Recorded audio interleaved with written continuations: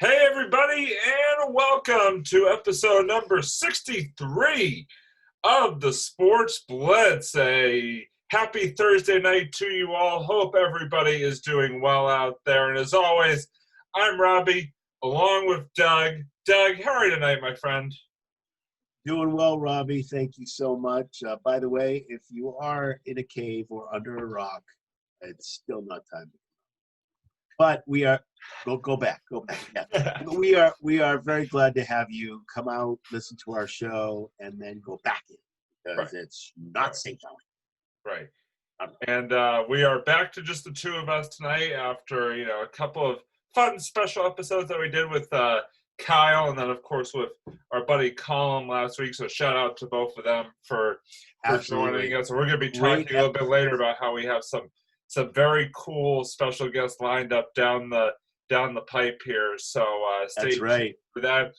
But as always, we are going to get right into the sports talk tonight, and we're going to tell you, jumping right in, Doug. We're diving right in, baby. First, right into it, and we're going to talk about the team, the one Boston team that is currently in play at the moment. It's actually maybe turned a corner. Yeah, jump right in. By the way, if you hear us say random sentences or words, we do have a live chat going where a lot of times Kyle. I am Kyle. It actually says it on the screen, Robbie. So if you need to look every once in a while, it actually says my name on the screen.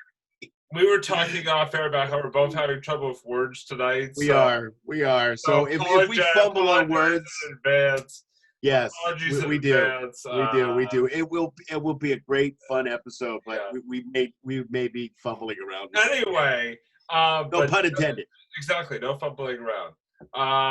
But Doug and I have a live chat going, so we usually just will type in random words based on what each other says. I just typed in Kyle. Doug typed it, jump right in. That's right. So if you hear sort of what sounds really random, you're like, oh, what are they talking about? That's what that is. That's sort of disclaimer there. But we are going to start off with the New England Patriots, who have actually. Yeah, exactly. Doug rocking the pouch and the hat. Don't forget about the hat. Yeah, that too. And by the way, I did not plan that. Nope, not at all. That was not at all. Nope. No pre-planning whatsoever. That's correct. And as soon as we started recording, I said to myself, "Oh no, I'm wearing a shirt and a hat. I am such a geek." That's all right. Well, I'm glad you're wearing a shirt and a hat, just in general. But yeah. Well, I would not wear a shirt and a hat. It just happens to be the same. Oh, never mind. Go ahead, Robbie. What are we talking about? Patriots. The Patriots, yeah, who currently stand at 4-5 on the season, but have won 2 games in a row, folks. After losing 4 in a row, quite the impressive feat by this Patriots team. And what was especially impressive was the team's victory this past Sunday night when they beat the Baltimore Ravens in a monsoon over at Gillette Stadium. Basically a hurricane, right? Pretty much, especially the end of the game. I don't think I actually saw the last 2 minutes on TV. It was just images. Just a blinding rain there. Literally. Rain, yeah.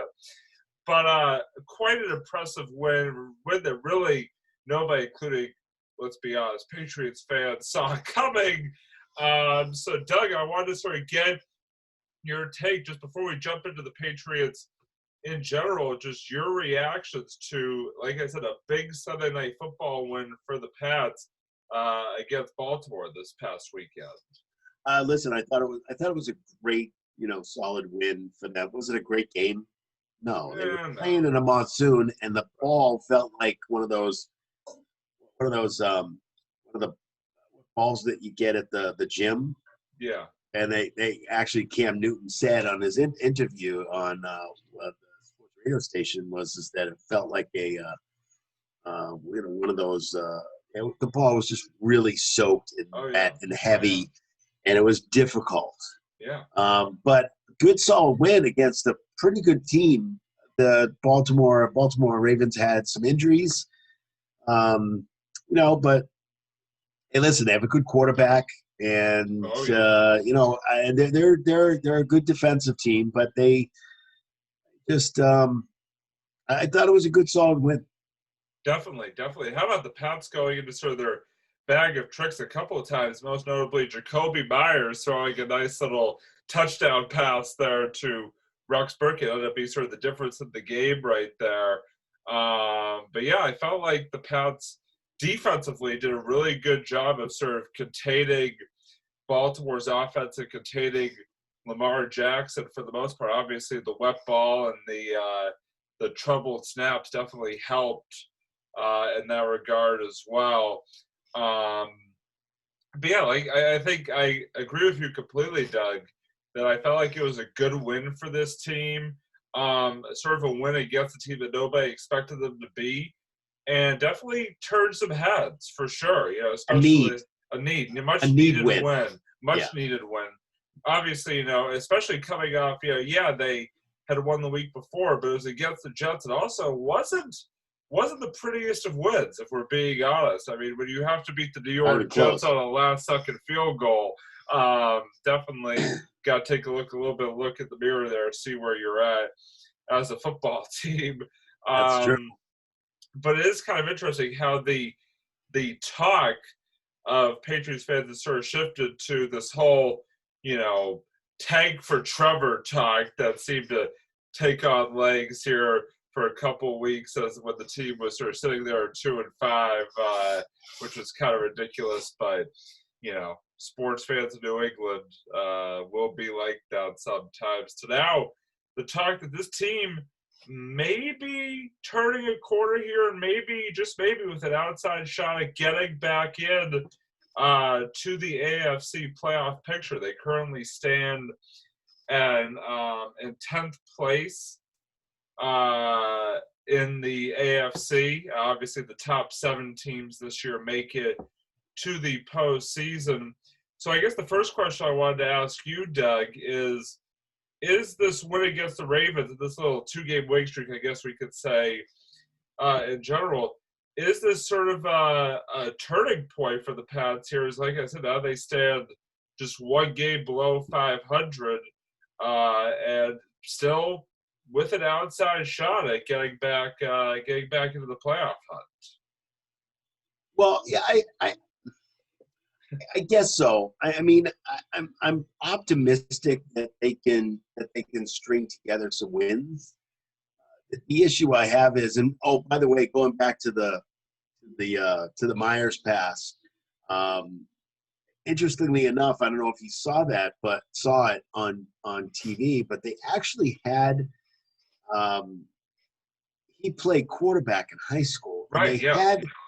Did you notice they had his high school? I saw that high school highlight. Film. Yeah, they had okay. So how did they get that so quickly? There's been some talk of the fact that there was some chatter about it. Maybe there was some people that were talking about behind the scenes that there was some plays that may be done by some wide receivers. So they may have had some already kind of in the can, so to speak, to be able to show. But it's very, very. I just thought that was very. Yeah, no, it's how did they get his high school stuff like right away? Immediately. I know everything's done on computer. Yeah, I mean everything's done on computer and everything's digital these days anyway. But it's and you could probably get it on YouTube in about maybe 3 minutes. But still, this was instantaneous, so they must have had that. But I think I don't know. I think Trevor. No, I think it's one of those things where I think they can squeak into the playoffs. I really do. And if you think for 1 second, not 2, but 1, that one, Bill, not 2, but 3. But that Bill is going to tank. No. Oh, of course not going to happen. No. Not going to happen. Not going to happen. Even if they're 8-8, it's not going to happen. No. It doesn't really matter. It's not going to happen. So the fact is that I think that they can start if they keep playing the way they're playing, and I think they have the big Mo now. What the big Mo is? Oh yeah, Momo. Momentum, baby. The big Momo. I'm thinking that they can that they can string enough wins together, and even against tough teams, as they just proved, especially if it rains, that they can or pours a monsoon or hurricane, whatever. I don't care. That they can string some wins together to actually squeak into the playoffs, and I think they can. Yeah. Do I really want them to? So they get their asses kicked? Yeah, but I do. I don't think. I don't think. I mean, if they play, it's sort of one of those things. Sort of like if they play the way they played against the Ravens. Obviously, the weather again was a factor, no question. But if they play with sort of the energy and intensity and sort of the way they play against the Ravens, I mean, I don't see a reason why they can't at least keep it close against a lot of these teams. I mean, you saw what they did against Kansas City, a few weeks ago, where if they had a talented starting quarterback that night, they could have actually won that game against Kansas City. I mean, they kept it close with the Chiefs, the defending Super Bowl champions, with Jarrett Stidham and Brian Hoyer as your quarterbacks. Right. I mean, so this team is not as lost as I think a lot of people sort of make it seem like they are. This team can compete with anybody as far as I'm concerned. Yes, they've had some bad weeks, no question. But you look at some of the games that they've lost even, they've been in those games. Seattle, 1 yard away. Even Denver, right on the doorstep there. So yeah, San Francisco was a blowout loss, no question. But even Buffalo, very close one possession game. So I mean, this team is a few bounces away from potentially being in a much better position right now. I mean, coulda, shoulda, woulda, obviously, but this team is not, like I said, it's not as lost as I think a lot of people have made it out to be. And if Cam Newton sort of performs the way he performed against Baltimore, the way that he performed early on in the season, and the defense as well, like I said, this team could definitely keep it close. Cam Newton, yes, exactly. You had to say his full name. Because you had to say his full name. I didn't know what you were talking about when you said Cam. It's okay. You can say his full name. You like to say his full name. It's okay. It's all good. All good. Unbelievable. This is what I have to deal with, folks, on a weekly basis. That's what I have to deal with. Gosh. No, wow. Good. Holy moly. Wow. Anyway. Who's got the big Mo now, man? Big Momo. I'm gonna take I really do think it. I really do think that they do have a little bit of momentum now. They got some players, including Edelman, that is on the right track to come back. They are a team, and they do have players. Yes, you are. They have Edelman, who is on the right track to come back, supposedly, yes. And I can't believe Bill even talked about it because he never talks about injuries. So they do have. Thanks for telling me that they have players, Robbie. I didn't know that at all. So players, that's right, and Momo. Anyway, So I think they have some players that have some important players to the actual playing of football, so they can actually win. Who's coming back? There's people coming back, man. So there's people coming back. Edelman is one of them. Edelman is a good example of somebody who we need desperately to come back. Yeah. And we'll have to see what happens, but I really do think that they do. And I don't think they're going to win out. I just think that they're going to play a lot better, and you're going to see Cam Newton play better. And I think it's going to be. I think you're right. I think it's that the games are going to be more exciting, just because I think that they're starting to gel a little bit more, winning 2 in a row, starting to gel. And once they start gelling, once they start getting together and start winning, it's better for us and it's better for them, and it's just an all-around better game. Right, and I think that's a great point, because you sort of look ahead to this coming weekend's game where if you're a Patriots player or fan, you definitely want to I'm not a avoid that. Patriots player. You definitely want to avoid that dreaded T-word trap game because Make the word. Thankfully, that was the word because I didn't know what you were coming up with there. But go ahead. you have to tell me after what you thought I was going to say. Okay, I will. I'll write it in the chat. And I will not repeat it more than likely.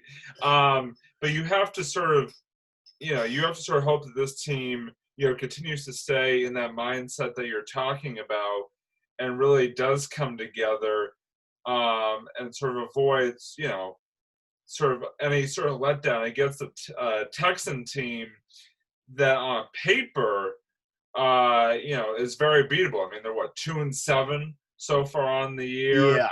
And yes, it is pretty bad with a great quarterback too. Yeah, Deshaun Watson. He's basically he's kind of like Lamar Jackson in a lot of ways, it definitely you let down. Yes, so you definitely want to avoid that letdown for sure, and you definitely want to hope that this team really that gelling together, that coming together that you were talking about, really propels them, going into this weekend and beyond, and that you don't sort of slip up and have that trap game mentality where all of a sudden now you come right back down to earth against Houston, and now we're sort of back into the same sort of outside looking in conversation that we were in for the 4 weeks prior. So I think this week's game against Houston, even though Houston on paper is not the best team, I think it definitely is a big test game to sort of see, if this turnaround, this turning of the corner that we have been talking about is for real, or if this Patriots team is going to, outside looking in, if this Patriots team is going to sort of fall back to earth here, which I hope they don't, and I don't think that they're going to, but you have to be wary of it, given the way this season has gone so far for this team. Yeah, the other issue I have is it's not much of an issue because it's not the team I root for. But I mean, on the Texans, the Deshaun Watson's he's not playing the best right now. So it's one of those things where he's not playing like Lamar Jackson. He's not playing well. He's a pretty good quarterback, but he's just not playing up to his, up to the standard of what you think. I think he's got that Lamar Jackson feel, but I don't think that he's certainly not playing like it now. So I think we definitely have the edge on that. We just have to, like Lamar Jackson, we just have to really be careful of him running and he's another dual threat guy who, if you definitely cannot let him get loose or get, sort of be unchecked, sort of uncontained, because he can burn you both through the air and obviously, running the ball as well. So, he definitely is going to have to be somebody to watch out for this Pats defense, who has sort of been off and on this season. We obviously hope that they remain on this week and are able I'll tell you, Robbie, this past weekend they took on. I know it was raining. It was a monsoon. It was a hurricane. It was a typhoon. I get it, but they really played very good defense against a very good offensive team. So if they can continue to do that against this team, who is a weaker team, then I think they certainly have a very good chance of definitely winning the game. I think defense is going to be key to this game. Even obviously you need to score points. The name of the game, right? You need to score points to win. most points wins, man. Yeah, Most I mean points wins. There that's you what go. happens in football, right? Yeah, it does. Okay, so yeah, you definitely most points wins. So yes, obviously, but I think what I'm saying is that Yeah, if we can shut him down, I think that will definitely be a big push. And I know their defense has not played well. Um, at least for the last, I would say, 3 or 4 games, they have not played well. So, right. so we'll see. We'll see what happens. But I definitely think they're moving in the right direction. I agree.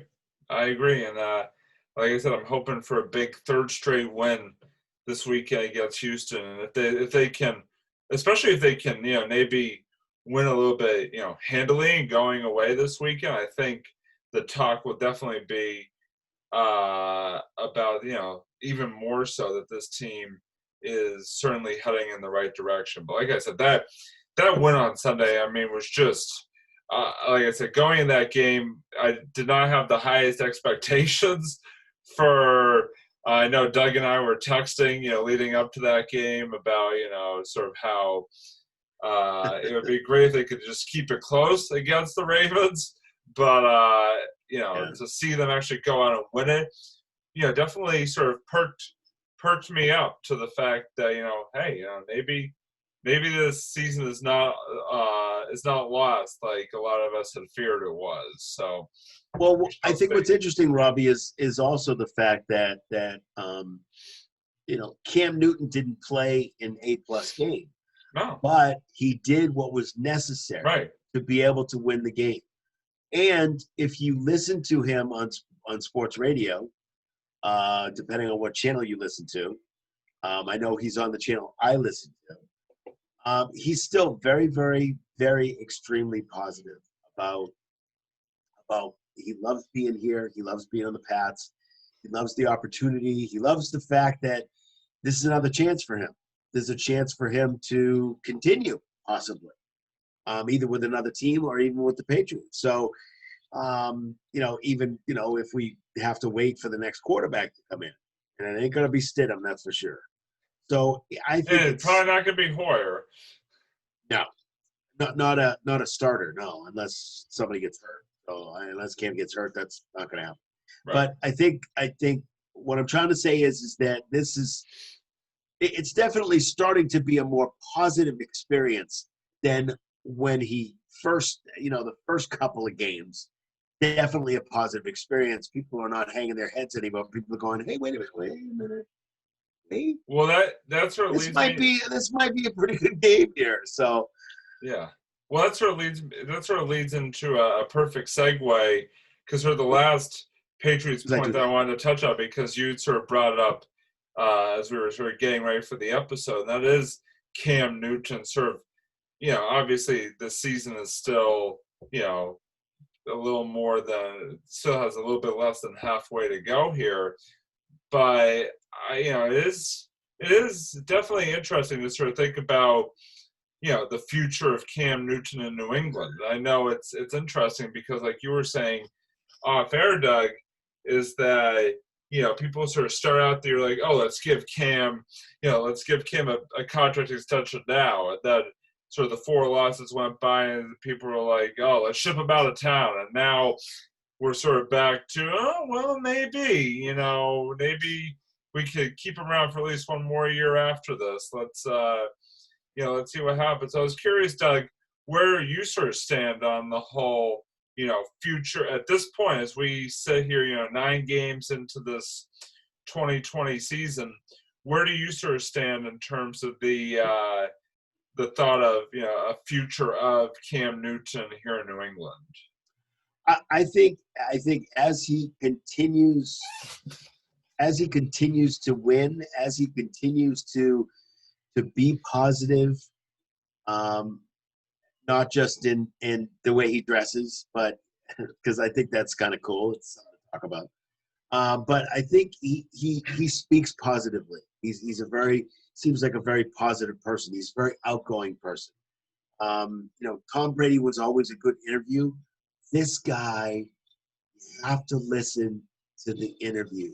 And I would suggest all the people that listening, including the guy in the cave and under the rock, definitely, guys, come on out and be able to listen to an interview with Cam because he is very outspoken. He's very positive. He's positive about his team. And, they've asked some hard questions. So should, Bill go out and get another receiver? He says, my receivers are in that locker room. He sticks up for his guys. He's very positive. I mean, this is a positive influence on this team. And if he keeps winning, that will increase the positivity, not just with him and the team, but with us, fans, and with you guys. Wait, you guys. So when it comes down to me thinking about this, I think that he could, and I would, if he keeps doing what he's doing, works hard, is positive about his team, and wins games, even if they don't make it to the playoffs, positively. Even if they don't make it to the playoffs, I would keep him. I would sign him for at least another year, maybe 2, so we can get a younger quarterback and maybe have that quarterback come in and learn under Cam. Maybe. I don't have a problem with that. Yeah. And then Cam could just, fly into the sunset when he's ready. I don't have a problem doing that. I have to see that his skills are going to go down, and I don't think they have. I don't think we really want anybody flying into the sun, but, to each their own. Sunset. Well, it's still flying into the. Never mind. Oh, good. But yeah, I didn't mean literally, of course. Of course. You meant literally. I did. I can neither confirm nor deny. But anyway, no, I agree with you. I agree with you that, if again, it sort of all depends on what level of Cam are we going to get. Are we going to get the Cam that played against Baltimore early on in the season, or are we going to get the Denver and San Francisco Cam, who basically everybody wanted to run out of town? I would not be opposed to seeing another year of Cam, especially if it means a year to develop, sort of the future of the franchise at quarterback, whoever that may be. I would not Bobby Johnson. I would not be opposed to that at all. So no, that was the old quarterback for the Buffalo Bills. He's wasted, retired. But deep reference there. But yeah, so I think that like I said, when it comes down to is I think Cam. I could definitely see Cam here for one more year. But again, I think a lot of it remains to be seen as to what level he plays at, sort of as we go through the remainder of this 2020 season. If he keeps going the way he's going, that's one thing. If he sort of takes a major slide negatively in these last few weeks, well, then maybe you might want to look in a different direction. But I think it's, it definitely right now, he is the best option right now at quarterback for this team. There's no question about it. Stidham is not there, and Hoyer, is definitely not a full-time starter material. So Cam is the best option right now. I think the question just becomes, are they comfortable, and is it the right fit for Cam to sort of stick around while, like I said, they go out and find the future and let that future develop underneath him for at least. And it's also, I also think that's a funny thing too. I mean, is he going to get a big payoff? No, he's not. No, we're getting him for cheap, man. Yeah, I mean, another $1 million plus. Another 1 year deal. Yeah, just do it year to year. Yeah. Just do it year to year and see where you're at, because he, as far as I'm concerned, I mean, he's the best possible situation right now. Right. We have him. He knows the team. He's fair. He's good. He's a good quarterback, and I think that he can get better as he continues. We got to put some pieces around him, but I guess it's one of those things where it should be a year-to-year thing if they're going to do it. I mean, don't give Absolutely. him a long-term, No. 4-year, No. $35 million contract a No. year. That's just crazy. Definitely not. Not at his age. That's the No. first thing. And the second thing is that, not that I was going to say the guy makes a lot of money. He's made a lot of money. Of course he has, but it's not like he's not looking for more. And that has nothing to do with it. But, I mean, it's one of those things where, I would do year to year. I agree completely. And so a lot remains to be seen for this 2020 Patriots team. And obviously, like I said, a big sort of testing point will be this Sunday to see, can they make it 3 straight, get back to 500, sort of keep the positive wheels turning, or are they going to sort of slip back? Big Mo, baby, the Big Mo. Keep it going. That Big Mo going. Yeah. But so speaking of 4-year contracts, sort of a little segue there. We are going to transition on to Big segue. I was struggling there, but it's all good. We are going to sort of move on to the Boston Celtics, who have been certainly making some noise and some news here over the past few weeks and days. We are going to get into some NBA draft talk, which was obviously last night. But first, obviously, worth touching on the news of the last few hours, and the biggest news being that Gordon Hayward has opted out of his 4-year contract with the Celtics, the final year of his 4-year contract with the Celtics, where basically he is foregoing about $35 million and will be 34 point something. 34 yeah. points. I think it's closer to 35. You're right. Yeah, no. I mean, I was you're right. guesstimating, rounding, yeah, whatever you want to that call was a very good guesstimation. Thank you. Big seg, yes. I just noticed that. But yeah, so Gordon Hayward now officially an unrestricted free agent, and now the talk becomes, what's going to happen? Where's he going to go? What does that mean, Doug?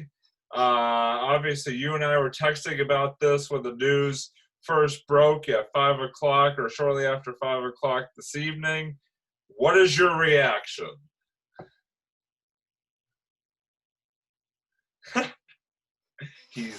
those of you who are watching at home, Doug is really rocking back and forth in his chair, sort of nodding his head, I think just formulating his reaction. So definitely.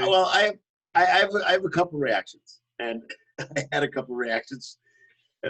You had a very animated reaction in our text. Yes, because you of course know that basketball's up there like your baseball. Oh yeah, absolutely. So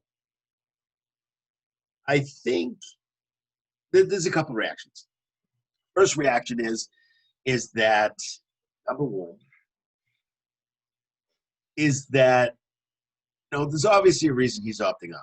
He obviously doesn't want to be here, which is fine. It's one of those things where there are players that don't want to be in different places, and that's all good. Kyrie, excuse me. Especially, a lot of these players are prima donnas. Actually, Gordon Hayward's from what I hear, I don't know what I hear.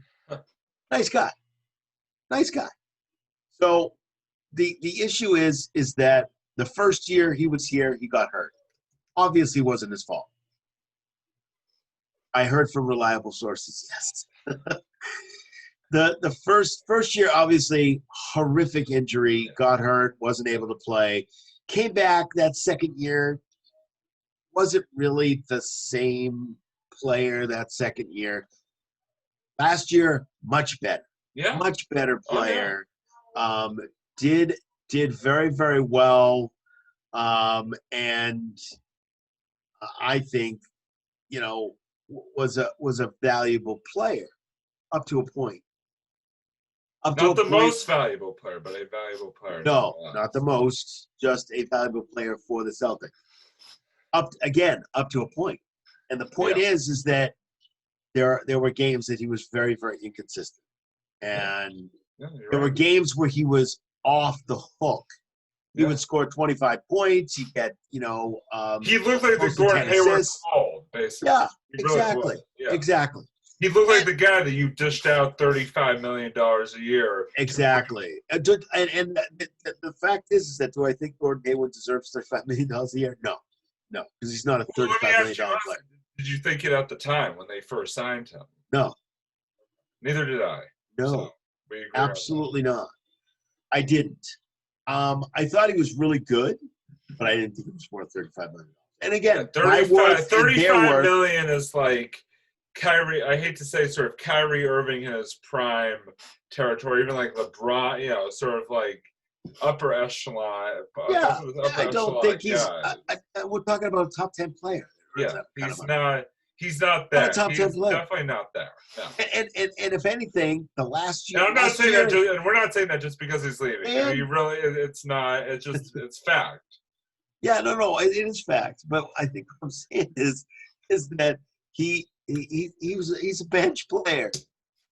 He's a bench player. Fact or fiction? It's a fact.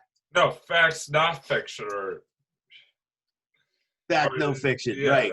Yeah, I didn't read it the correct way because I was ignoring. I didn't type it the way I meant to type it too. So it was kind of both of us. Yeah, that was. I shouldn't have said anything. Again, words. So words. Yeah, I know it's okay. It's words tonight. So he's a bench player, basically a bench player. So the fact is that you bench player $35 million. That's your starter. That's a starter. Well, I think he could start on other teams, just not necessarily on the Celtics. Yeah, and that's fine. That's fine. Yeah, that's fine. There's a couple of things that I talked to you about in a text that I thought may happen as he decided to opt out. Right. Opting out from a couple of people who are NBA insiders is the fact that it's just a formality. That he's saying, okay, I'm not gonna take this contract. It's a contract thing. It's nothing to do with anything else. It has to do with he's opting out of his last year of his contract, which you had mentioned. Which you had said it at the beginning of this whole segment. So he's opting out of the contract, which doesn't mean that he's not going to redo a contract with the Celtics, with Danny, and then come back. That's one scenario. The second scenario is the fact that Danny says, hey, you know what? We can get you a deal. It's over in Indiana. It's over in Indiana. We got 2 players coming back, and you're going to get your money. Okay, like I'll do that. I'll opt out. Sign and trade. Yeah. Sign and trade, which is also possible, still possible. Small possibility. Yeah. But it's a possibility. The third thing is really super bad. And I say that in a way where everybody can understand. The third way is that Danny just gave up. He's going to be a free agent.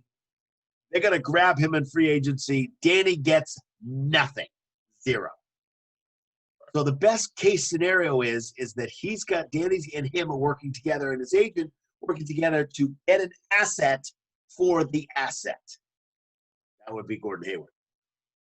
So getting something back for him would be the best case scenario.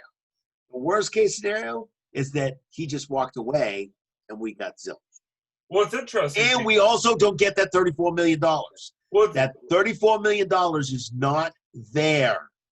It's not there, technically, because Jaylen Brown's contract went from like $6 million to about 25 or 26, almost $26 million this coming year. Right. So guess what?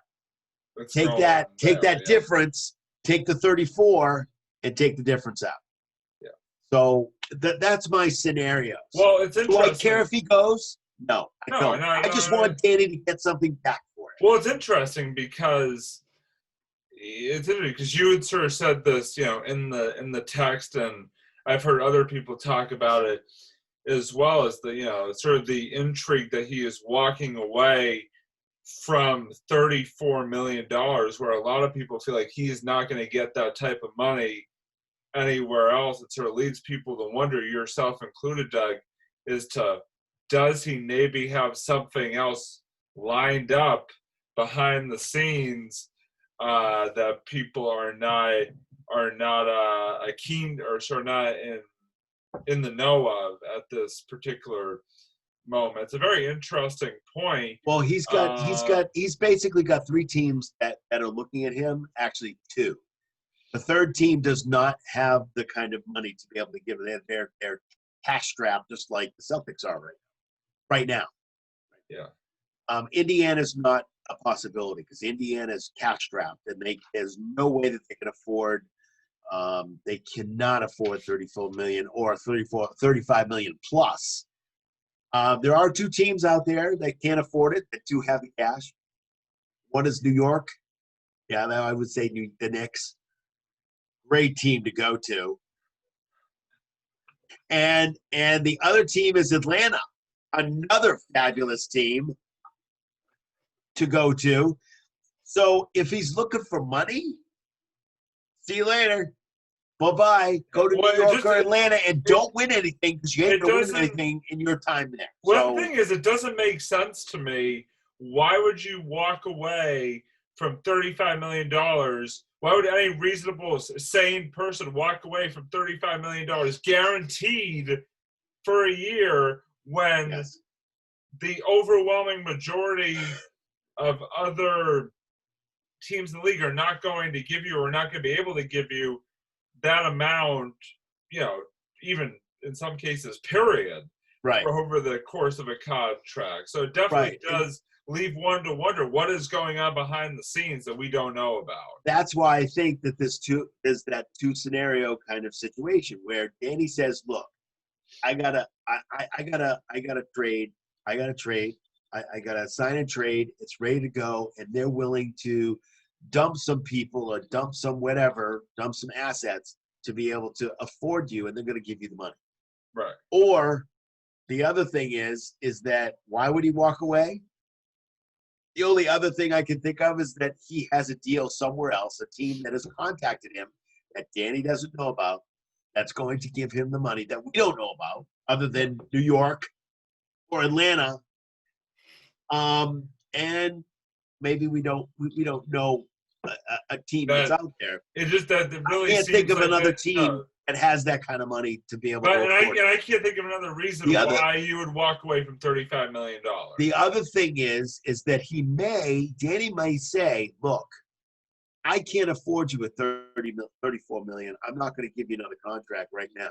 But what I can do is instead of you going to New York or Atlanta, which you don't want to go to because you really want to go back to Indiana where you're from, and your wife wants to go back there, we may be able to do that mid-season or at the end of this season. Why don't you come back, opt out of this contract? We'll give you a smaller amount of money right now. We'll ship you off to Indiana where you can get whatever money you want because they're ready to take you on at that point. Maybe.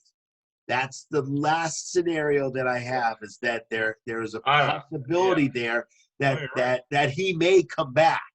I don't think he's coming back.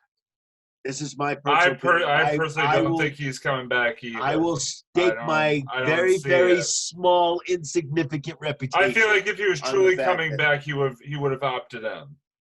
I really do. I think if he was truly coming back, he would have opted in. Yeah, I would think he probably would have opted in. Yeah, I think he probably would have opted in. I mean, Enes Kanter. Because if you're going to come back, because if you're going to come back here, why not take the guaranteed money that's still owed to you? If you're just going to come back, unless you're Tom Brady, who's just dead unselfish and just likes taking less money so that you can maybe get some. But if you think about it, where's he going to go? That's not him. Where is he going to go? No, he just opted out. I mean, that's what we're talking about. You're absolutely right. Why would you opt out of $34 million? That's guaranteed. $34 million in your last year. You opt out to do what? To go to New York and have a horrible time in New York where you really don't want to be? I'd be very surprised if he did that. You know what? If he does that, he's dumb. He's stupid. He's not a bad basketball player, but I'm going to tell you right up front, that's a stupid move. What was he going to do that for a year? He's going to do that. And New York's going to give him what, $44 million? Okay, so they give him $44 million, and guess what? They're not even close to winning anything. Oh no! And he even said that he wants to be on a team that contends. Who doesn't? That's stupid. Of course. I mean, who's going to come and say, "Oh, by the way, I want to be in a sucky team"? Yeah. Can you send me to a sucky team? And by the way, I don't want any money. I don't want any money, zero. Yeah. And I want to be in a sucky team. Yeah. Who does that? Nobody says that. Nobody would ever say that. So my personal opinion is that, and again, I think the sports radio guys in the afternoon, I mean, Glenn Ordway is a perfect example of somebody who knows Danny Ainge very well and has been in the Celtics organization for a very long time, 20, 25 years. Obviously, he's a radio guy now, but still, he was in that kind of organization and knows the kind of has known Danny Ainge for many years. Right. So it's one of those things where nobody knows what's in Gordon Hayward's head. No. What is he thinking? What does he want to do? Nobody knows. And we're all trying to speculate. The speculation is that so far he's been stupid, as far as I'm concerned. Now, if his agent has this secret team, whatever that may be, and maybe it's the Warriors. I don't know. I don't know who has the amount of money to be able to give him what he needs. I don't know if you know the news, but Klay Thompson has a torn Achilles. For the year. Yeah. All right. So, and what does Klay Thompson do? Break. What is I know? Klay Thompson can't catch a break. I feel so bad for the kid. I really do. I feel so bad for him. Klay Thompson is just like boom after boom.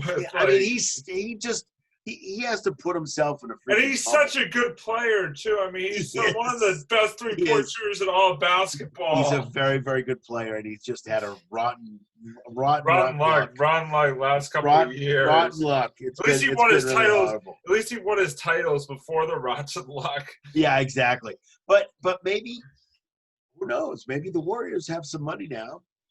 I don't know. Three-point shooter, good shooter, Klay Thompson. Gordon Hayward, good shooter. Yeah. So I don't know. I don't know what his thinking is. I really don't. I think it remains to be seen. Am I upset if he leaves? No. I'm not upset if he leaves. I think what it comes down to is whatever happens with him, whatever the end result is going to tell us what we need to know about this decision to opt out. Period. End of story. Yes. The other issue I have is that, the Trader Danny kind of scenario. I watched Danny Ainge play in the 80s. Kind of a tough guy. Actually, if you look back, if you look back on Danny Ainge's career, you'll find out that Red Auerbach actually stole him from the Toronto Blue Jays. Yeah. He was going to go play baseball. I know, yeah. And he actually made it an incentive and kind of talked to a few people and said, yeah, we're going to take Danny. And you know what? Why don't you take this and we're going to take Danny? So it's one of those things where, I watched him play and I believe that he's done fairly well. He's made his mistakes as a draft, as a GM, but he's made his mistakes. But I also think that he's done some really good stuff. I mean, who did he bring in 2007, 2008? Oh, yeah. Won us a championship. Big three. Okay? Big three comes in. Huge. And then the deal that he made with the Nets. Well, why do you think he's got all these freaking draft picks? He fleeced them. He fleeced the Nets for a number of 2, 3. All over the place. Yeah. Oh, yeah. All over the place. Now, I know the landscape is different now. I get it. The NBA landscape is different.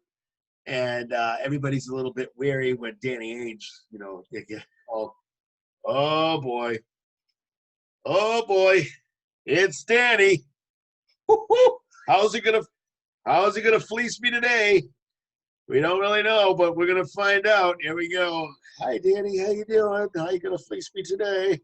I mean, I think GMs are cautious. Great NBA GM impression, by the way. Like that? You like that? That was pretty good. That's pretty good. Yeah, that's pretty good. So I don't know. It just came to my head. So it's one of those things where I still believe improv. That's right. I still believe in Danny. It's I that mean, ever, there are a it's lot of that people out Emerson there. education coming out. It is. Well, I've been doing this my whole life since I was 2. Not podcasting, but the other stuff. Improv. The entertaining. Yeah. I've been podcasting since I was 2, right? I don't think so. That's not happening. I've been entertaining since I was. Anyway, besides that, I think that I still believe in Danny. I think he's a good GM.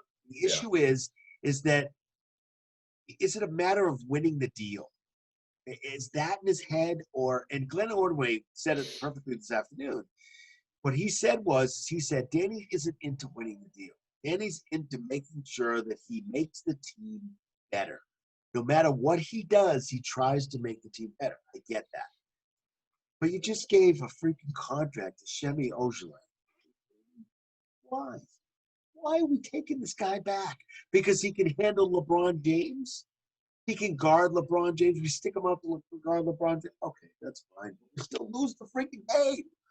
So sometimes I don't understand certain moves, and sometimes he understands them, but we don't because we're not in it. And I get it. But I think what it comes down to is it's really just trying to figure out whether Danny will get something back, an asset back.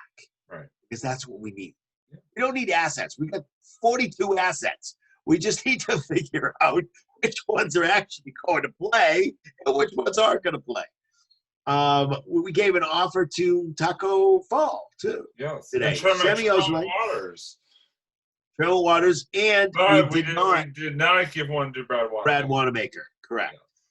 But we have, and speaking of that, we have one of our draft picks that will probably take over Brad Wanamaker's place. And by the way, the last Celtics related moves, as long as we're talking about moves, they did trade Vincent Poirier to the OKC Thunder for 2 second-round draft picks.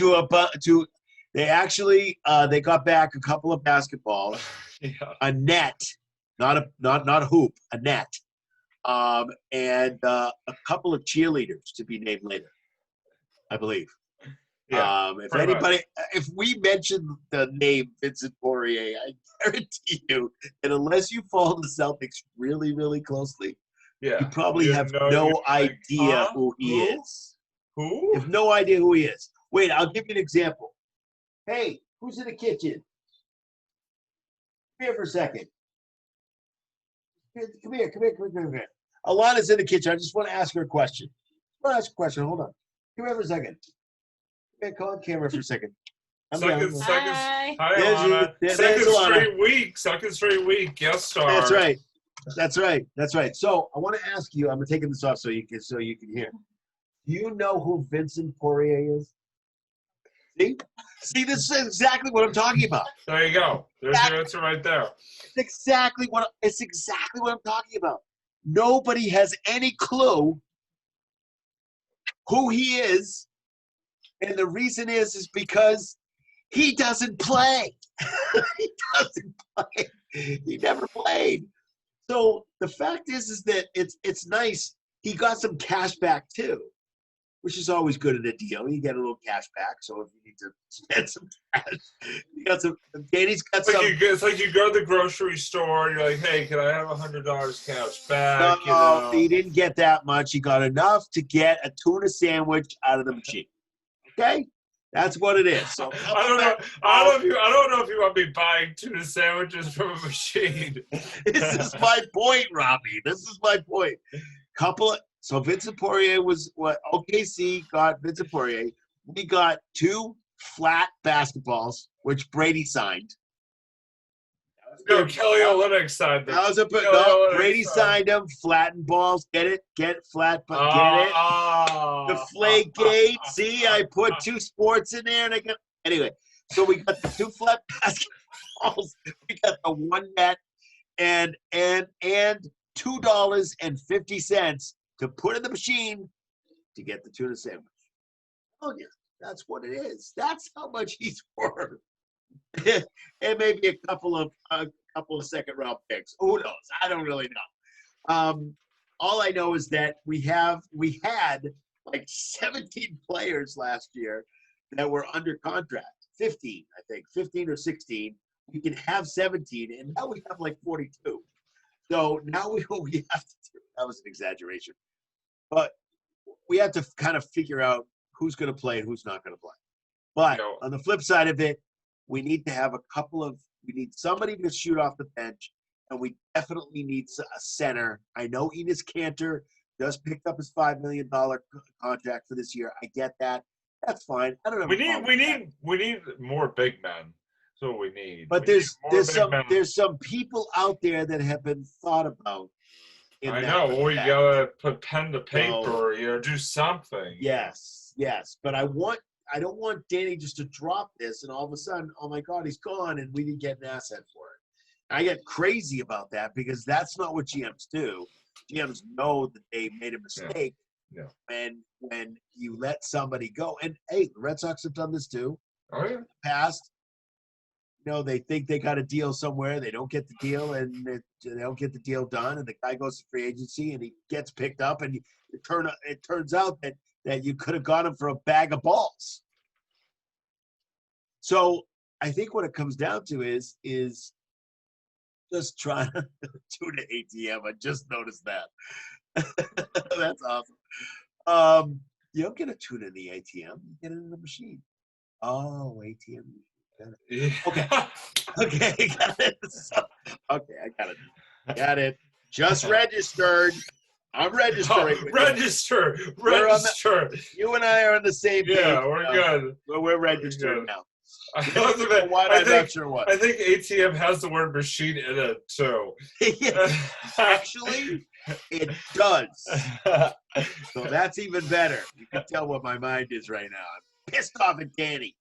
No. Well, I do want to take you down a few notches here, and I want to look ahead to the future of the Boston Celtics because there was an NBA draft last night. It was? Yes.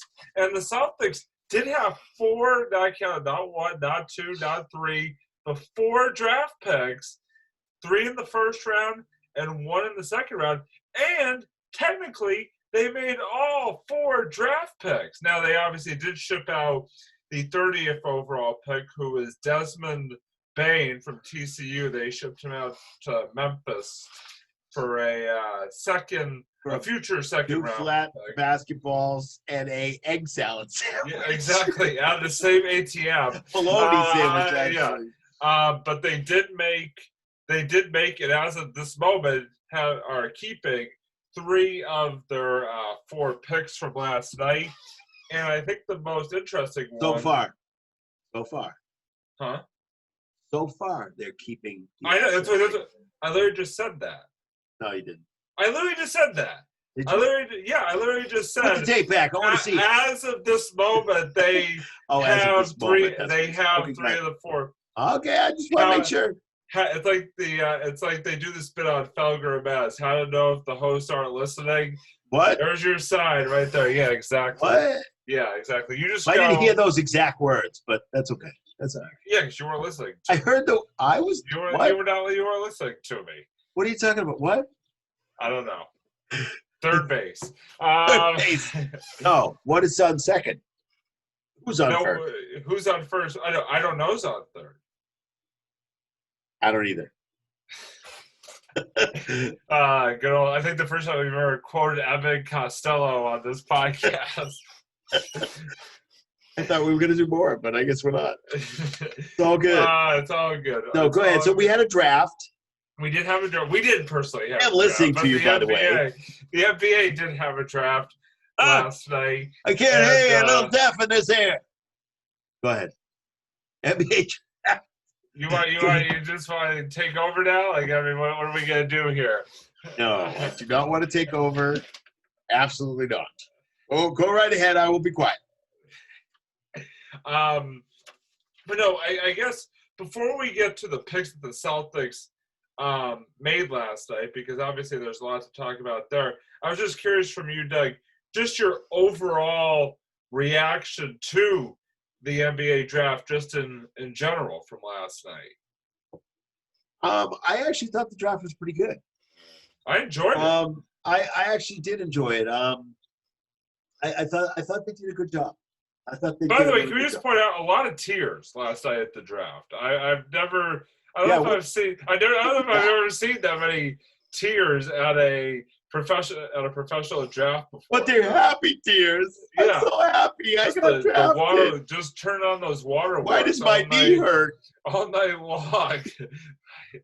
Dude, I think I heard my knee crying. Yeah.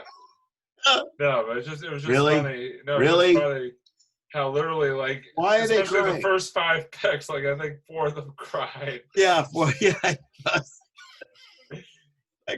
Mama, we can get that house, Mama. What? I don't understand. I don't get it. Why are you crying? Why are you crying? Why are you It's supposed to be tough.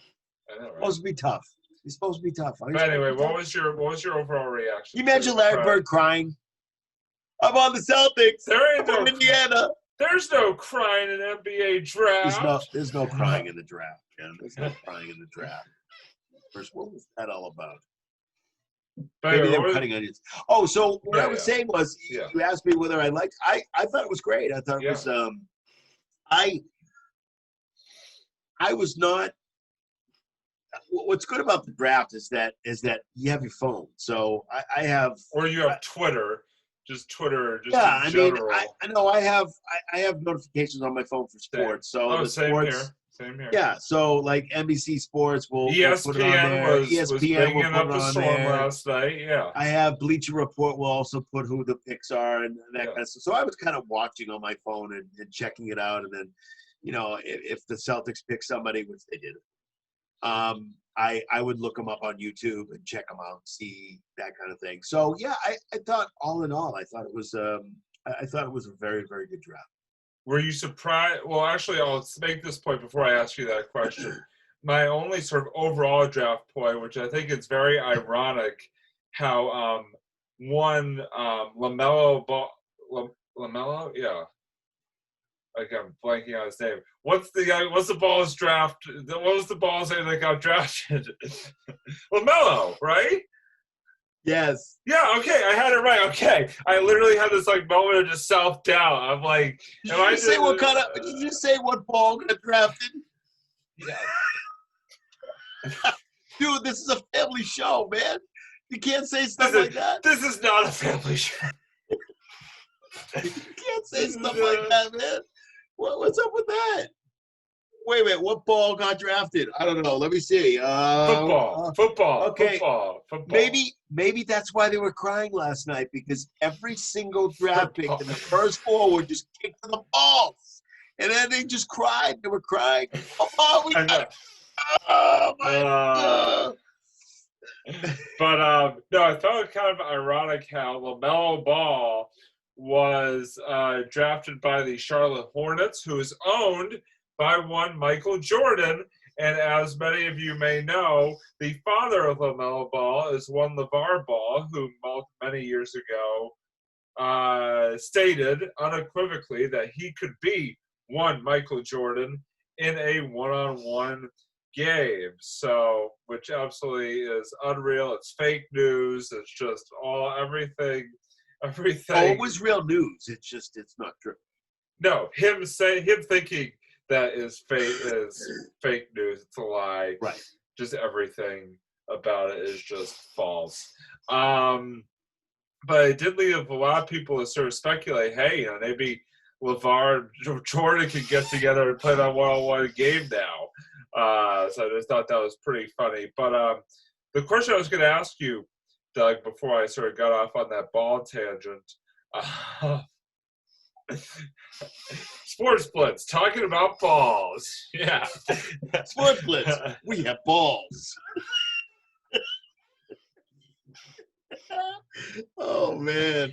Oh, we are definitely off the rails man. Just there we go. Here are the rails. Here we are, just way over here.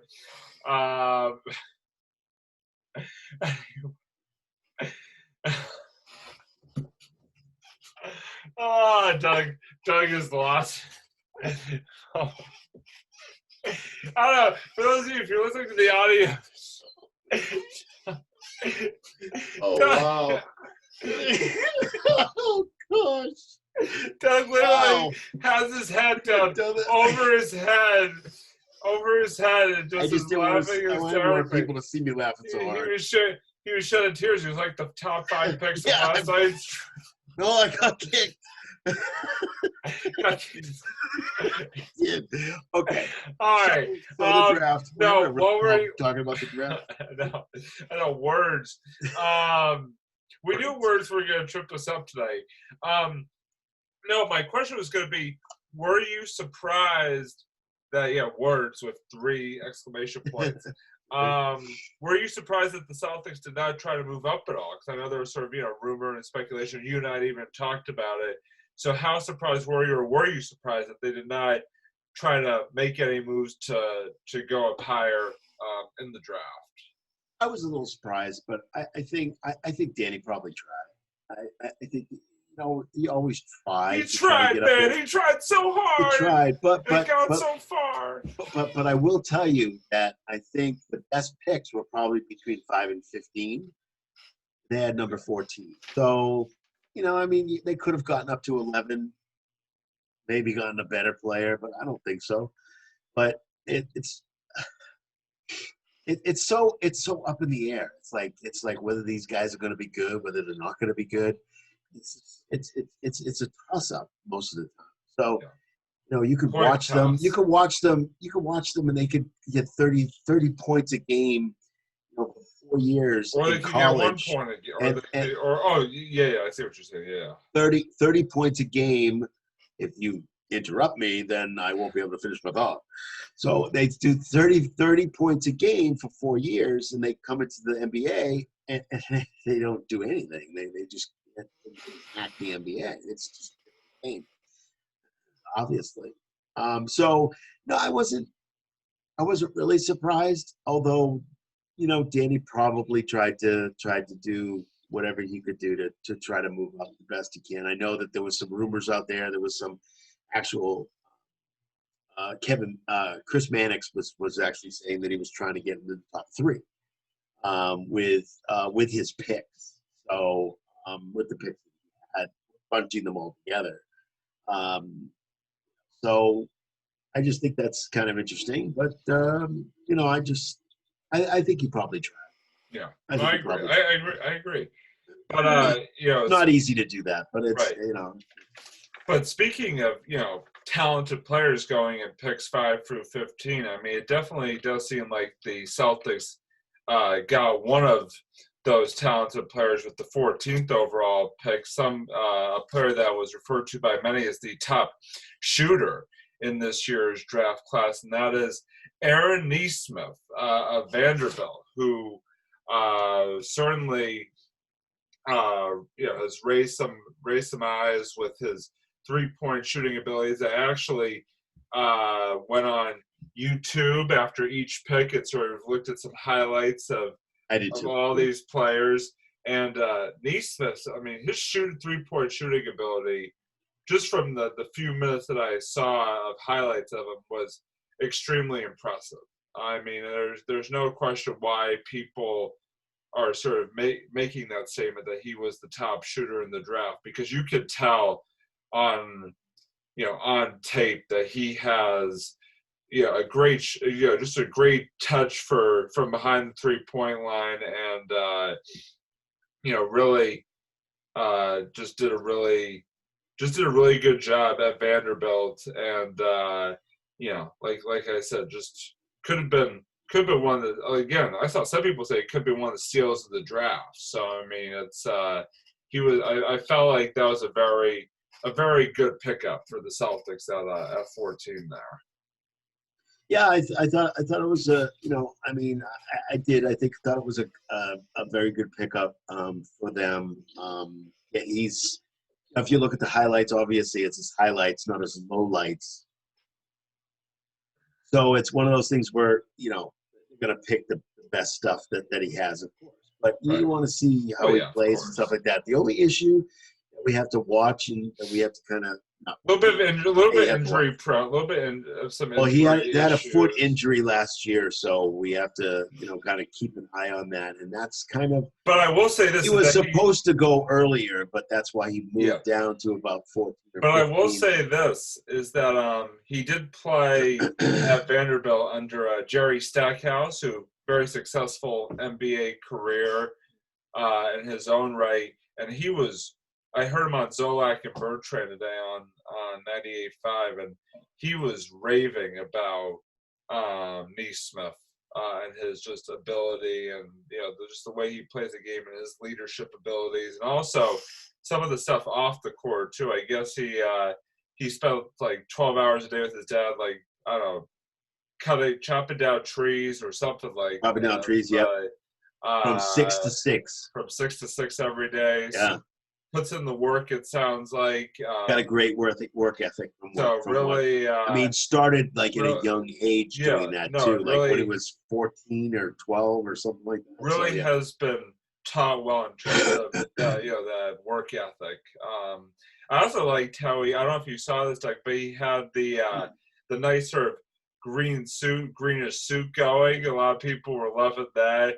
And also I saw, I guess, probably Paul Pierce wore that a few years back, as though people were sort of putting them up side by side, going like, just how awesome is this, and just really raving about, again, just one of the many things that they were raving about with B. Smith upon him being selected. So it does seem like a very good fit for both sides.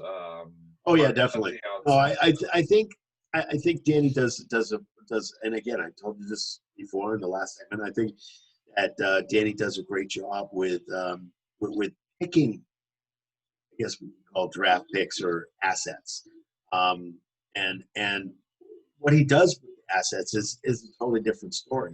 I think he's picked really well, at least in the last few years. I mean, think of Tatum over.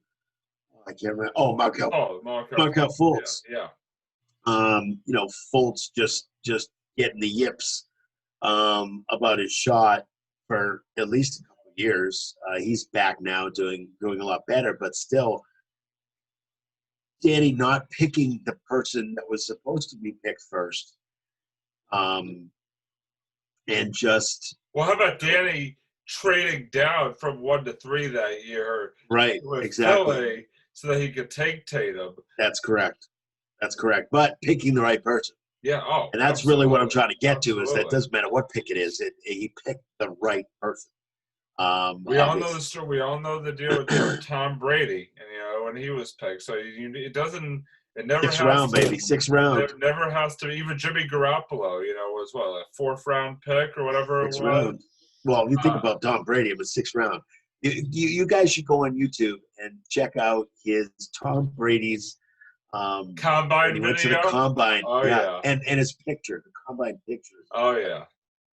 Unbelievable. You'd never think that he was gonna. What a transformation that was. Yeah, unbelievable. No, but I thought it was a good pick. It was a good pick. Good solid pick at least at that number, at number 14. And then at what was it, number 26 overall, I think 26, was their next pick? Okay. They took Peyton Pritchard out of Oregon, who I believe was if I read correctly, was the Pac-12 Player of the Year last year. I forget if I was remembering that correctly. But again, has another solid shooter.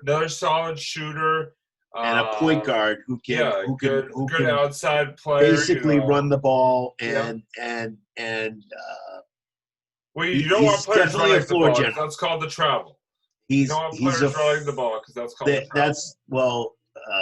Robbie, that is a term that is used to run the offense. That's what I was saying, but that's what it was. I understand what you're talking about rules-wise, Mr. Ref, but we're actually talking about I thought you were talking about football there. I thought you were talking about football there when you said running the ball. So he runs the floor very well. So running the floor, meaning he is a floor general. Absolutely. General Pritchard at your service. That's right. So I think another fairly solid pick. I was a little surprised that they didn't go for a center, but I don't think there was any. They didn't go for really any big men in this Didn't, because draft. I don't think there Really was any. surprised. There was nothing really at that point to really get that I know of. And maybe And then- there was a decision in that respect that they were going to go out and get a veteran. I think they needed veterans. But and then sort of the last pick was a second round pick, number in the 40s overall. Yaim Madar from Israel. Again, sort of watch some clips. Again, sort of a solid guard type player. Played, I think, in the Israeli Basketball League. Played for the Team Israel in the U20 Good player. championships. Yeah. So I mean, again, Some another solid solid outside, sort of international solid play. outside guard type, international player. Picked up there, with the second round pick. So again, sort of adding to the the depth at the guard position.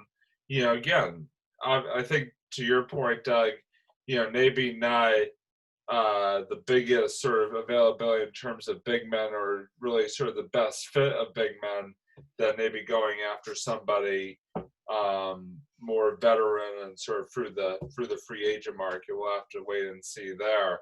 But I thought overall not a bad draft. Not a bad draft by Danny Celtics. I thought definitely adds a piece that could definitely make some contributions down the road. And what I wanted to ask you, sort of in closing here with this draft talk and Celtics talk, is out of those three players, but particularly, I mean, obviously, I think we're more talking about Neesmith and Pritchard here. Which one do you think can sort of make the earliest impact, or sort of make the most impact sort of right off the bat with this team? I think the number 14 pick. I think Neesmith is definitely somebody. That's a great question, though. I think he can make the biggest impact right up front. If anything, coming off the bench, or somebody like Jaylen Brown, or even Kemba. I mean, he's not a guard, but it's one of those things where I think that he can definitely at least start coming off the bench and kind of learning how to come in as he's 6'6", right? I think he's 6'6". He's more, I think he's 6'6", so he's more of a forward type player. Although I believe that Marcus Smart is 6'6" too. So there are 6'6" guards out there. Obviously, LeBron James played guard, so I don't know. So I think there's a couple positions he could probably play. One is more of a shooting guard, and the other is probably more on the forward side. So we're not talking about a replacement for Hayward, but we're talking about a guy who could definitely at least come off the bench to start. Not to start, but come off the bench. Yeah, that doesn't make sense. Definitely someone. No, he definitely someone to come off the bench. Season. Come off the bench to start the season. I know what you were trying to say. I'm with you. But it will be interesting to see if they sort of keep those guys up, or maybe send them down to the good old Maine Red Claws, or send them up, I should say, to the Maine Red Claws. If they're going on this year, because I heard something about the fact that they're. Yeah, I mean, there's obviously a lot of questions surrounding this kind of stuff, but we'll sort of have to wait and see about that. Yeah. With a lot of things Celtics related as these coming sort of weeks and days go on, especially with the season fast approaching here, literally in just about 8 months' time.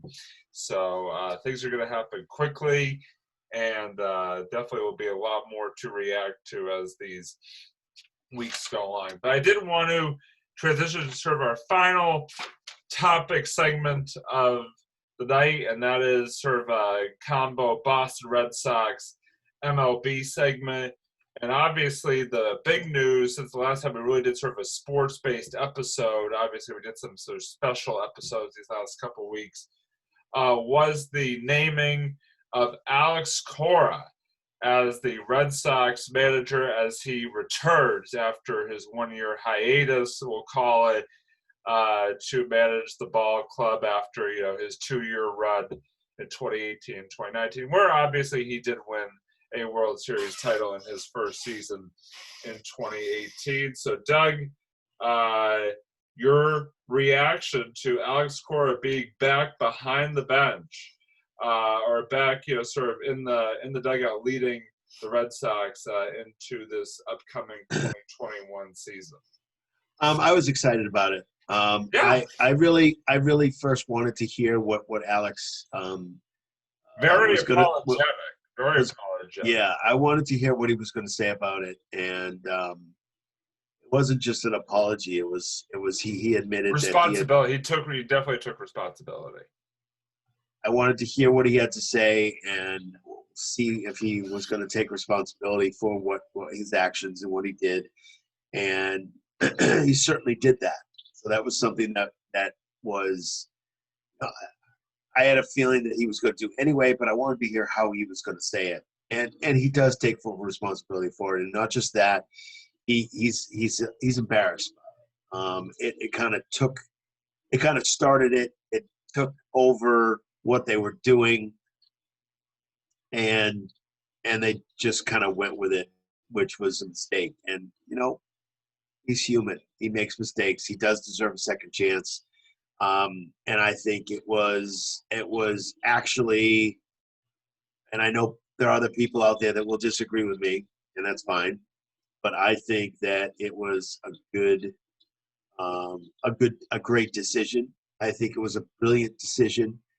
And I think that we are going to be in a better place because of the decision.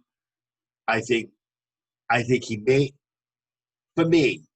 a mistake, paid the price of a year not being able to be in baseball.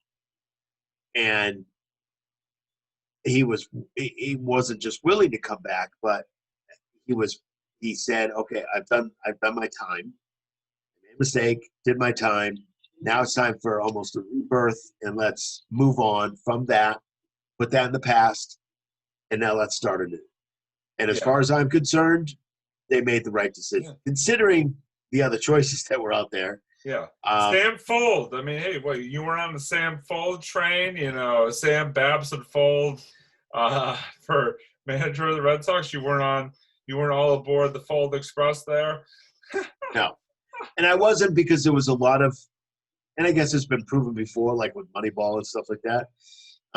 He was never a manager, and he's all about the analytics. And I think analytics it's not bad to have some analytics, but you also need to have the human aspect of it. Those analytics served Kevin Cash really well in the World Series. You need to, but that's what I'm talking about. You need to have a gut feeling sometimes in sports, and the fact is that sometimes you certainly don't have that when you're talking to the guy that does all this analytics and all this computer stuff, and he says, well, he should be doing 7.5 innings, but why? He's fine. He's throwing strikes. He's striking people out, and you're going to take the guy out after 7.5 innings because you think your computer says he should? No, we don't do that. That's not real baseball. Yeah. That's crap baseball. I don't mind some of the analytics kind of giving you some kind of feeling in one side of your brain, but the other side of the brain is pure human reaction and gut feeling. I want him in for another couple innings so I can get him to either the closer, I can get him to the setup guy. Yeah. Doesn't make any sense to take the guy out after a certain amount of pitches unless he's on a pitch count because he's been hurt. That's fine. Analytics is fine in the game up to a certain point. Alex also does analytics. I don't know if you knew that, but he does. But he doesn't base it on gut feeling. He has some analytics that goes to a certain point, and then he does gut feeling. Right. My gut feeling on this. I think it was a very, very good pickup. I think it was I certainly think that it was the right decision. And I know there are a lot of people out there that are going to disagree with me, and that's fine. That's your opinion, but I think he's the best for the job. I agree with you completely, and I think you said it perfectly. I don't think I could have said it any better. I just hope that Alex Cora can kind of sort of do what he did back in 2018 and sort of maybe help his team get back on the right track, winning and losing wise, because all will be forgiven here in Boston, especially if you win ball games. As we know, winning goes a long way here with anybody, and so I think if they start out 2021 and maybe can get back on track, so to speak, after it was a very disappointing 2020 season, to say the least. Horrid, absolutely awful. 2020. And I know COVID played a role, and I get that, and I understand that. Yeah, but still, it was not a fun season to watch. So if he can sort of get the team back going in the right direction, things will be forgiven. If they haven't been already, things will be forgiven a lot quicker if they're winning ball games. I agree with that too. Yeah. But again, I thought it was I thought it was the right move. Yeah.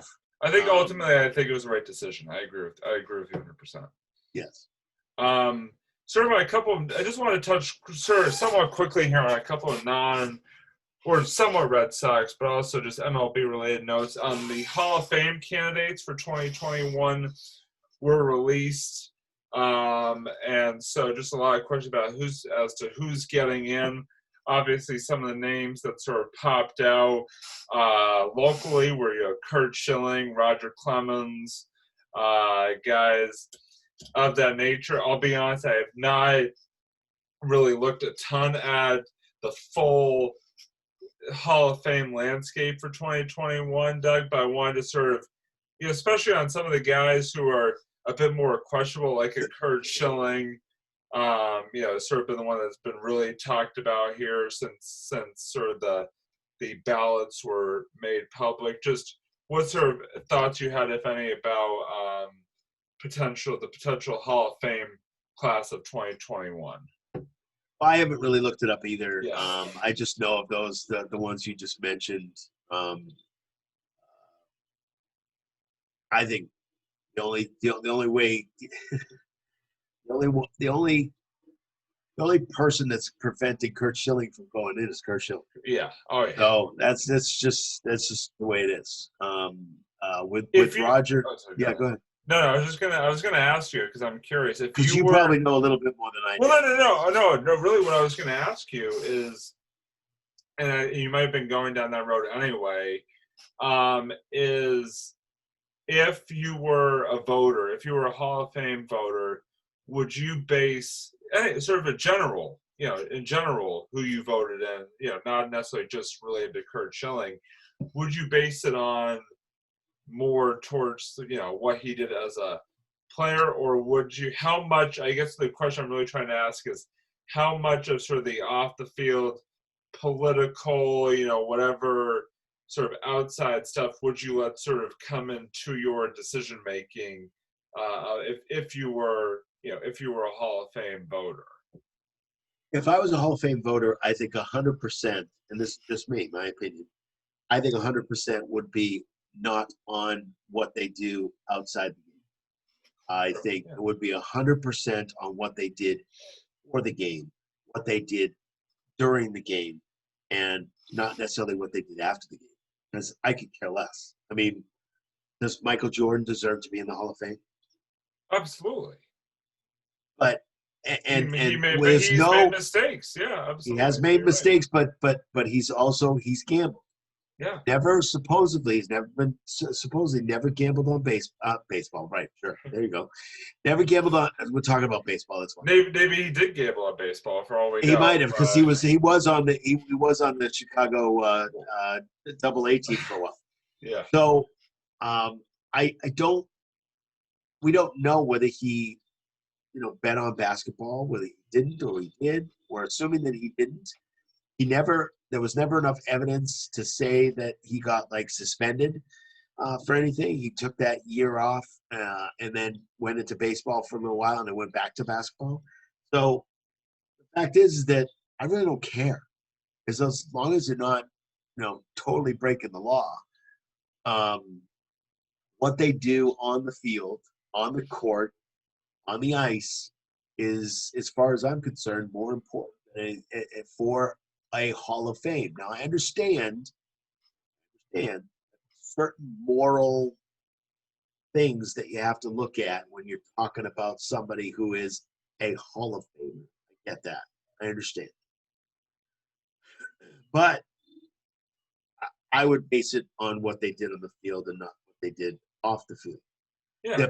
The Pete Rose thing is the fact that he actually bet on baseball. And once you bet on your own sport, it's over as far as I'm concerned.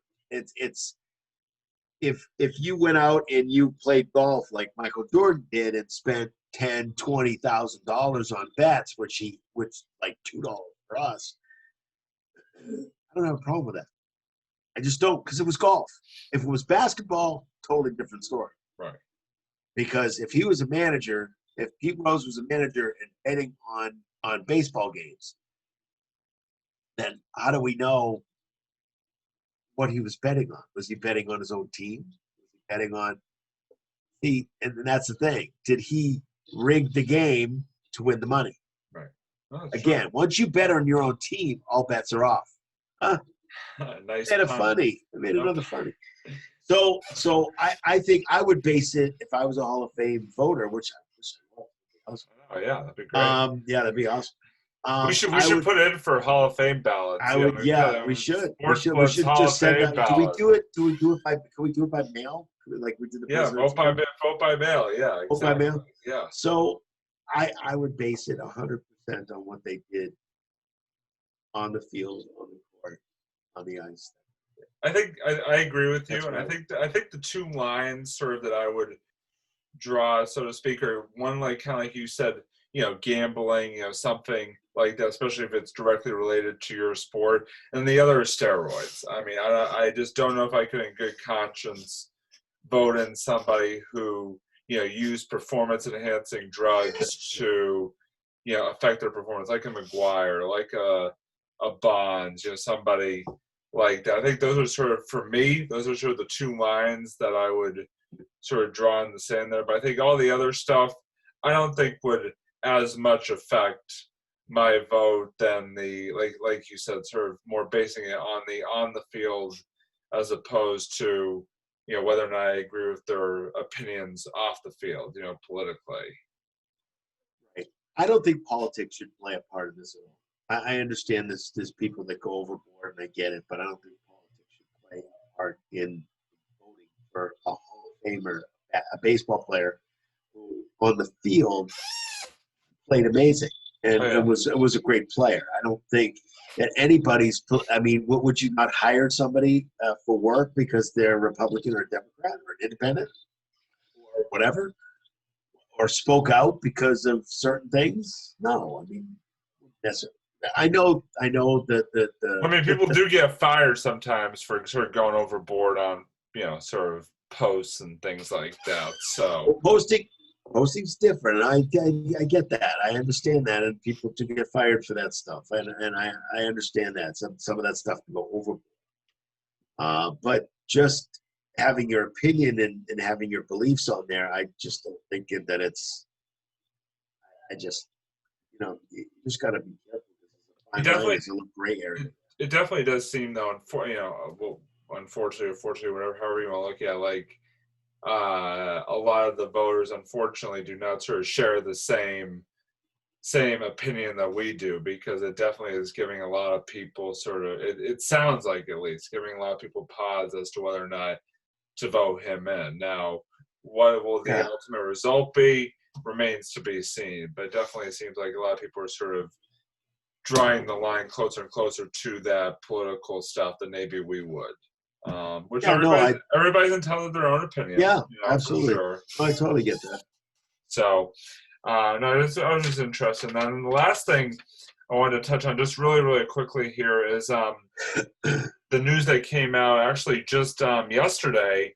Robinson Cano, former New York Yankee, former Seattle Mariner, now member of the New York Mets, suspended for the entire 2021 season due to a positive Indeed. test positive PED test, not positive COVID test, but a positive PED test for banned substance test. So, Doug, again, just wanted to get your reaction there. Robinson Cano, obviously appeal pending, suspended for 2021. Yeah, I think a positive test with COVID probably would have been better for him. I'm not saying he should get COVID, but what I'm saying is that would have been better because he would have been back after 14 days. But he's just guys keep doing this, and they have to understand that. And you can't tell me that as an athlete that you don't know what you're putting into your body, because you know you have to do certain things. Right. You have to keep your body in a certain shape, in a certain way, in a certain feeling, and that kind of thing. So there's no way you don't know. Oh, I didn't know that was in there. Please, really? Come on. And I'm not saying he said this or anything. The thing is that has been something that athletes have said in the past. Oh, I took this stuff that I drink every morning and didn't realize that it had PED stuff. Please, you're kidding me, right? Please, I mean, you're gonna take something you don't know what's in it. As far as I'm concerned, it's a sad. It's not smart. It's sad. Actually, Lou Merloni said today that good riddance to the guy. He's got no thoughts either way about it, except for the fact that I'm not sure if he really likes him at all. But I just think it's stupid, Robbie. It really is, and especially in today's medicine, where you can find out what's in certain things, and their testing is so much more advanced that even if you try to hide it, you're gonna get caught.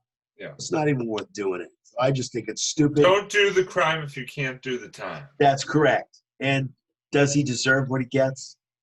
Yeah, he does. Oh, yeah. Absolutely deserves what he gets. And I just think it was just stupid. And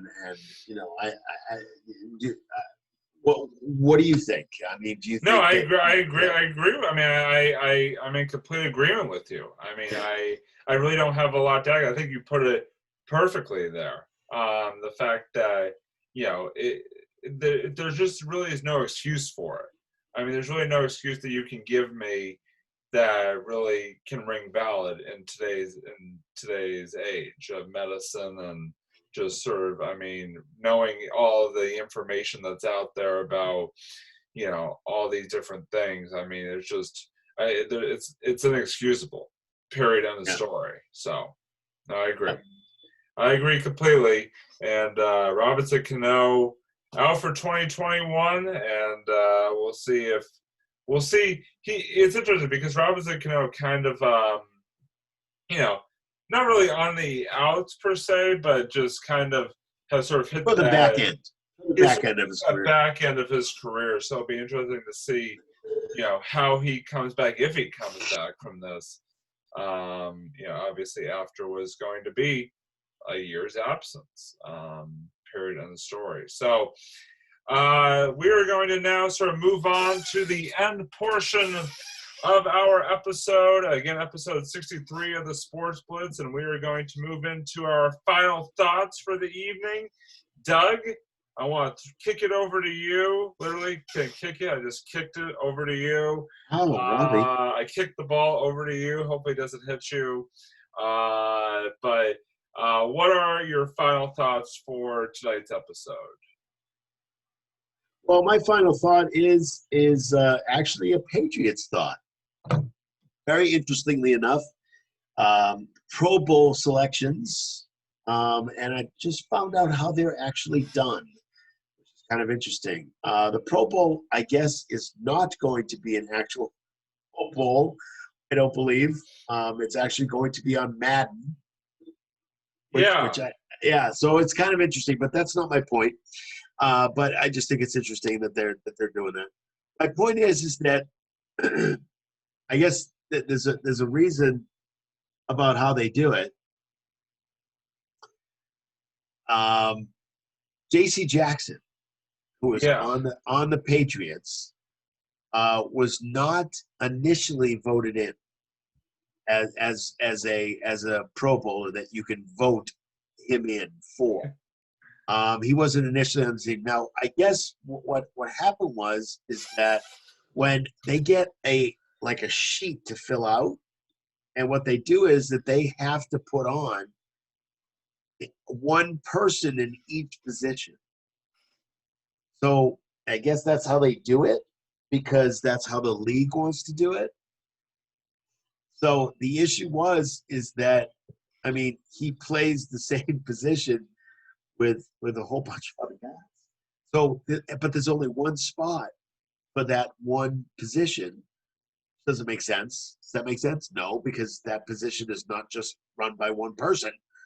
So it just doesn't make any sense. I mean, there's typically not one safety out there. There's typically two. But there's one spot.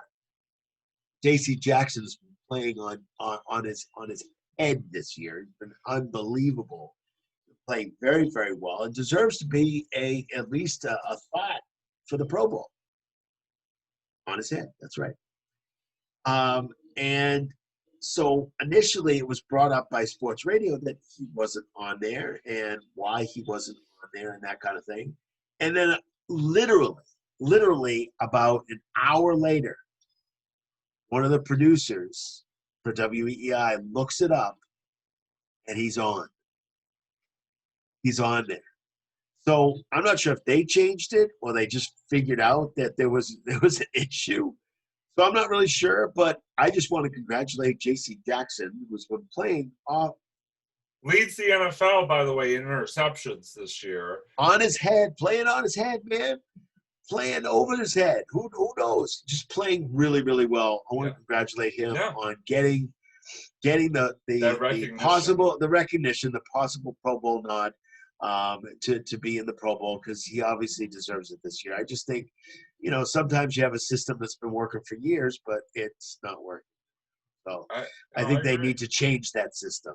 So I think they're in the process of trying to do that. So, but it just shows you that they're just it wasn't the Patriots' fault.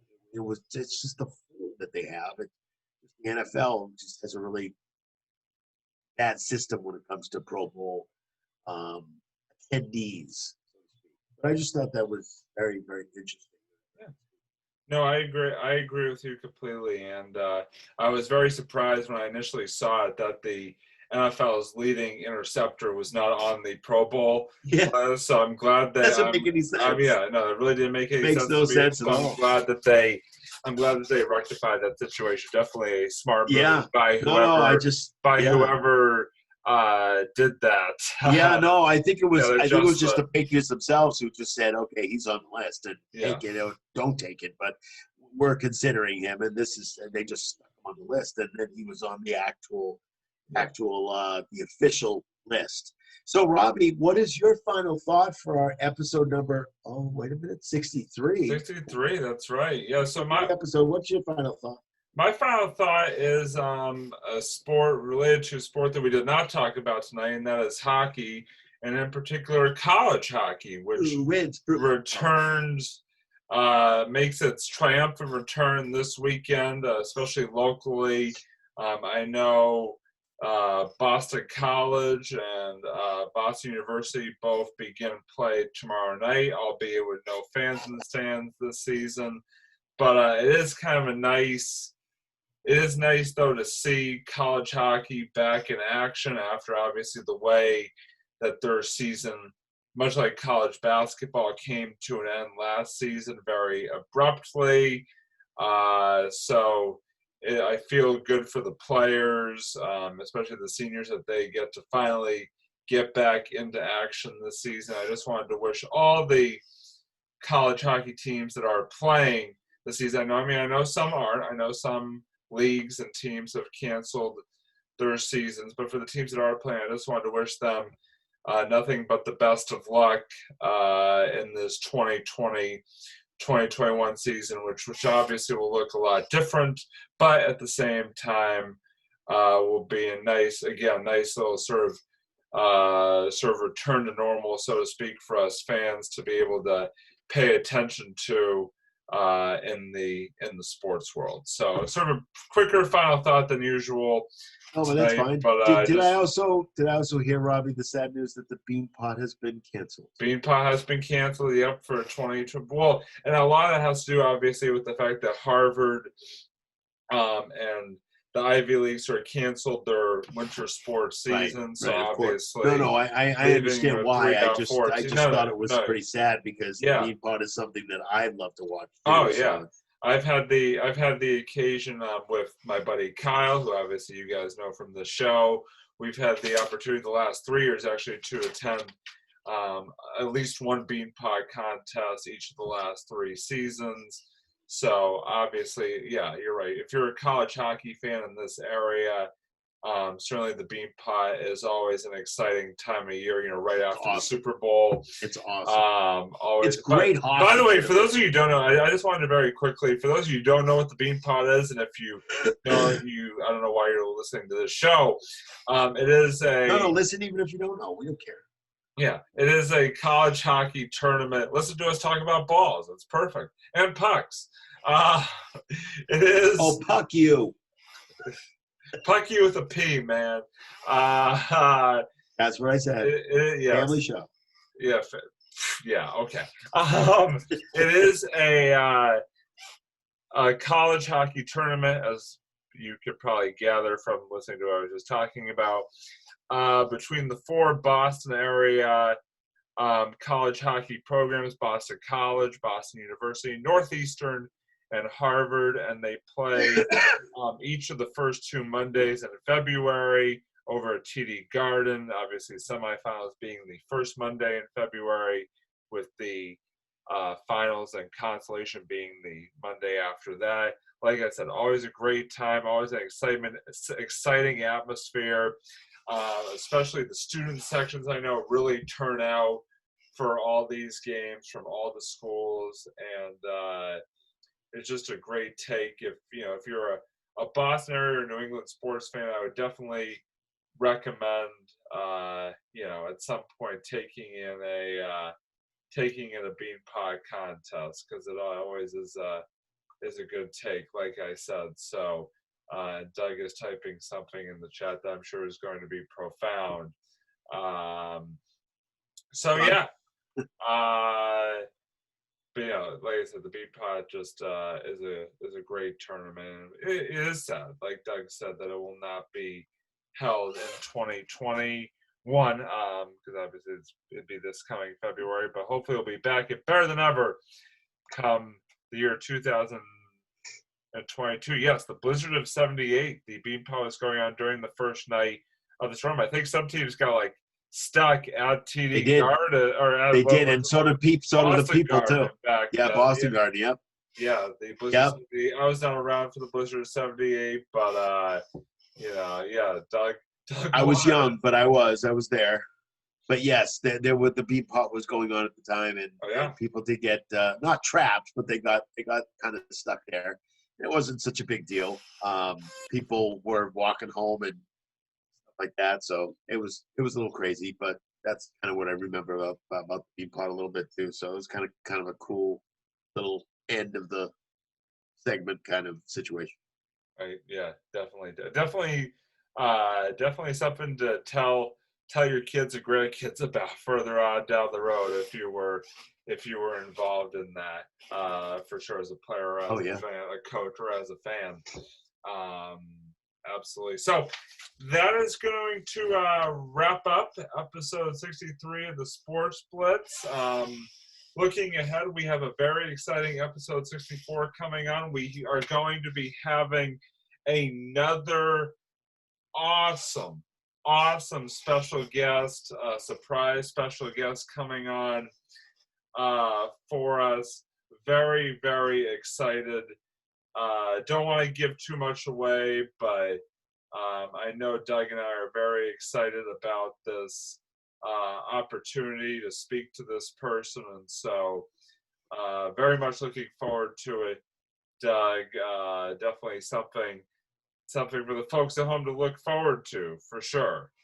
Yeah, but we certainly we could tell what we could kind of give it a little push for the next time because we should definitely do that. But yeah, if you want me to do it, I can do that. Yeah, go ahead. That was what. Yeah. So this is a guy, and I'm going to tell you his name and why we're having him on the show because I think it's important for us to tell you that our next episode we're going to have him on, which is really great. His name is David Ostrowski. He actually wrote a book on all sports in 1993. Now, it should be interesting to figure out why he wrote about that year. I think I have an idea, but trying to think about why he thought about writing in that particular year. But he wrote a great book, and we're obviously going to. He studied at Brandeis University. I believe he works for Winter Wyman, which is a recruiting agency. But he did write a book, and there was a lot of sports that were going on at that time in 1993. I just wanted to kind of give it a little push there for people so they can get ready for it. December 3rd is when he's going to be on. So a week after Thanksgiving, he will be on that Thursday. And he's very excited about coming on to our show. And we're very excited about having him. So it should be a great episode. That's pretty much it about that. But we're very much looking forward to it. Absolutely. To having him on. Just wanted to sort of on that note, I want to take the opportunity just to wish the folks at home a very safe and happy Thanksgiving.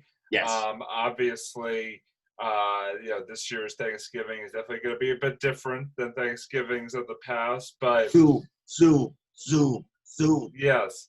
But however you are connecting with your loved ones over this holiday and wherever you are celebrating from, we just hope that you stay safe and have a great holiday. And just want to wish everybody, as always, well out there. And in the spirit of Thanksgiving, we want to give thanks, obviously, to the people that are sort of on the front lines of this, pandemic that we are going through together right now. The people, nurses, doctors, first responders, frontline workers. Really, you guys are amazing. The work that you do day in and day out. I know a whole bunch of those people, and they work real hard. They work real hard to keep us safe, so it's really important. So if you see one, just say thank you. Just say thank you. Say thank you. Absolutely. Say thank you, because it's really important that we thank them for what they do, because they really keep us safe. Some of these guys work 24-hour shifts. Yeah. They work real hard, and they deserve to be thanked, especially during Thanksgiving time. Yeah. Very, very important. Very true. Very true. So, like I said, just thank you to all of you for what you do, and we'd also like to thank all the people that are watching our show, that are listening to our shows. You beat me to it. I was just gonna throw it out there. We thank everybody for listening and watching, and we're gonna continue to do the Sports Blitz and continue to have great guests, new segments, new games. I'm sure we'll have Kyle on again, and we'll have some other guests. Guests on, but obviously look for this one that we have right now, which is episode number 63, but also in the future. And we are on, and we're going to name them right now. We are on YouTube. We have our own YouTube channel now. On YouTube, that's Sports right. Blitz, just Sports Blitz. Go to the channel. You can see all the episodes that we've done. Right. That's on video. We're on SoundCloud. You can see episodes 1 through 63 on That's right, SoundCloud. on SoundCloud. We're on Facebook. We're on Twitter. I mean, we're all over the place, folks. And we also have some plans. Robbie and I are talking about some plans about getting on some other social media, so we'll be on that too. Absolutely. We're going to continue to do these and continue to, to put sports and put other things out to you on this kind of medium. Yeah. And we're looking forward to future episodes. We want to, just thank you guys for your support. If you have an episode that you want us to do, or you have a segment that you think is really cool, or you have a sports book or something sports related, or you're a coach, or you're an athlete, and you want to be on our show, hit us up. Yeah. We'd love to hear from you. Hit us up. We'd love to hear from to have you. you We'd love on to have you talk on. to you and help you promote whatever you want to promote. So Absolutely. For sure. Absolutely. But that is going to do it for this week's edition of the Sports Blitz. Again, stay safe, stay healthy, everybody. And that does it for episode number 63. So as always, for Doug, I'm Robbie. Thanks as always for joining us on the Sports Blitz, and we will see you next time, everybody. Have a good one. See ya.